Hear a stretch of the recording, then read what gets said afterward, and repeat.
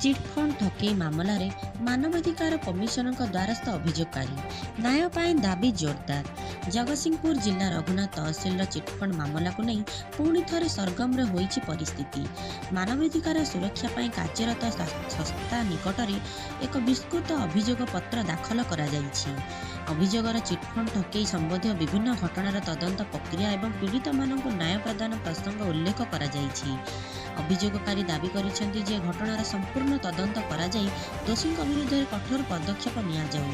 सेहीपरि पीड़ित निवेशक न्याय एवं यथोचित सहायता प्रदान पाई दाबी मध्य उठिछि। एबे एही अभियोग उपरे मानवाधिकार कमिशन किपरि पदक्षेप नेउछि ताहा उपरे समस्तक नजर रहिछि। मो ना जोगमय नंद, मु भारतीय मजदूर संघ बीएमएस रे मु जिला जगतसिंहपुर जिलार संगठन संपादक भाव में काम करे।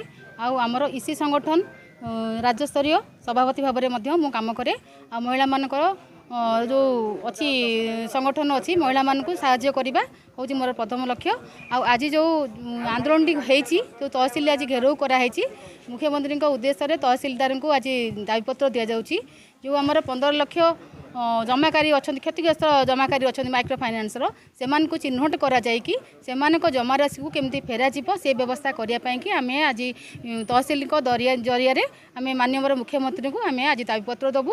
आमती आमर जो 13 वर्ष है आमर माइक्रो फाइनान्स कौन पाई जमा जो जमा टंका को फेरस्त करा जाउनी से चिन्हट करा जाउनी। आम सर्वप्रथम आम सरकार को निवेदन करचु तुरंत एमान जो रहिले क्षुद्र जमाकारी जो माँ भौणी मैंने जमा राशि अर्थ अर्जित जो कष्ट अर्जित जो अर्थ राशि से जो ये फसी जाइए से चिन्हट करूँ सर्वप्रथम चिन्हट कर जमा राशि को फेरे दिंतु। आम ये अनुरोध करूँ। आम जाचु राज्य सरकार ये जो माने जुक्ति करके आसते जे जमा राशि को फेरेबे माइक्रो फाइनान्स जो जमा राशि सब बुड़ी रही। तो आम सरकार पाखे ये निवेदन करूँ। सरकार विश्वास रखीचु जे तुरंत एटा को समाधान करंतु। आउ तांको तहसिल जरिया जो आमर अच्छा जमाकारी मैंने से चिन्हट कर अर्थ राशि को फेर दिंतु। मु उमेश चंद्र नायक, चिटफंड क्षतिग्रस्त जमाकारी मिलित मंच राज्य आवाहक। तत्सहित जो माइक्रो फाइनान्स आपण मैंने देखुं मो पछपटे बैनर अच्छी माइक्रो फाइनान्स क्षतिग्रस्त जमाकारी एकता मंचर उपदेष्टा।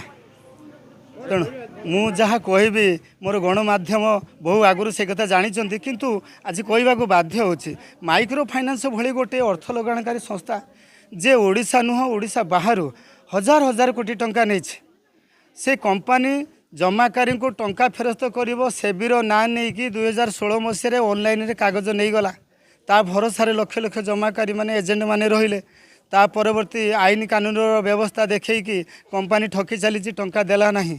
ये जमाकारी माने जेतेबेले सरकार ओडिशा सरकार 2टा कमिशनर बसई जमाकारी मानन को तदंत करने चिन्हट करने वर्तमान शताधिक चिटफंड कंपनी मानकर तदंत प्रक्रिया चली चिन्हट प्रक्रिया चली। वर्तमान जांच रे आपण एबे 5 लाख नुआ सरकार आसला 5 लाख जमाकारी पठे।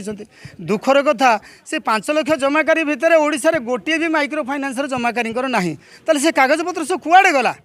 विगत दिन में बीजेपी राज्य सभापति कहते तदंत कमिशनर पाखे जो कागज पत्र थिला एफिडेविट थिला ताकू सी किए चोरेक ले खत खाई कौटी हजी कौटी चिरी कौटी उड़ी कागज जदि उड़ी जाइए ताहले सरकार पाखे आम विनीत प्रार्थना करूँ माइक्रो फाइनान्स भली जो चिटफंड कंपनी ता मालिक 2.5 वर्ष जेल रही आसिक बेल आसिक अयस जीवन यापन कर हजार हजार कोटी टंकार संपत्ति सीबीआई रेड कर मान्यवर सुप्रीम कोर्ट निर्देश सीबीआई 15 आसला एपर्यंत तदंत सरुनी। सीबीआई कौन कर कौ निद्रा सीबीआई शोची ईडी कौन कर क्राइम ब्रांच कौन कर समवाय संस्था कौन कर पुलिस कौन कर जो कंपनी मानकर संपत्ति गुड़ाक नहीं तुम अटकई रखीच एवं से जमाकारी को चिन्हट कर दायित्व सरकार।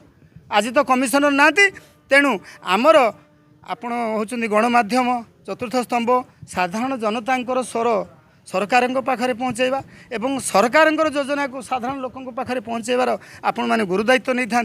तेणु आपण मान जरिया मु सरकार को निवेदन करी माइक्रो फाइनान्स भली गोटे चिटफंड कंपनी 100 कोटी टंका सरकारी तहबिल को आसला जमाकारी माने केमिति टंका पाइबे सरकार तार विकल्प व्यवस्था करंतु तहसिल जरिया प्रत्येक जमाकारी चिन्हट करूँ जोटा कर सारी रोज भैली कंपानी गोल्डन लैंड जमी ऑनलाइन करमती ये हजार हजार लक्ष लक्ष माइक्रो फाइनान्स जो क्षतिग्रस्त जमाकारी मैंने अच्छा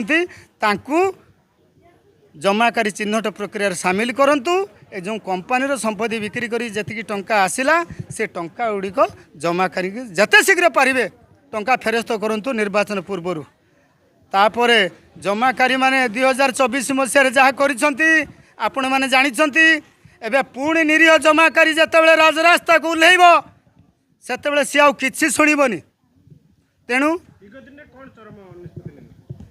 विगत दिन नुहे आगामी भविष्य आम सरकार को 2 मास समय देलु 5 लाख जमाकारी अगस्ट 31 तारिख में सरुची सेप्टेम्बर पाखर माइक्रो फाइनान्स जमाकारी को चिन्हट करने प्रत्येक तहसिल कार्यालय को चिठी करातु जहाद्वारा समस्त जमाकारी आराम रे आसवे सत्यपाठ दाखल करेंगे तहसिलदार समय जमीती दैव दुर्विपाक बा जेकोसी क्षयक्षति हुए तार आकलन करती आमर तहसिल कार्यालय एवं आरआई कार्यालय करती सेमिति यथाशीघ्र ये जमाकारी को तहसिल कार्यालय रे जमाकारी चिन्हट प्रक्रिया आरंभ करूँ एतिक आम सरकार पाखे नवेदन मोर गणमाध्यम भाई मानक नवेदन एवं प्रशासनिक अधिकारी जो मैंने सब रही से नवेदन।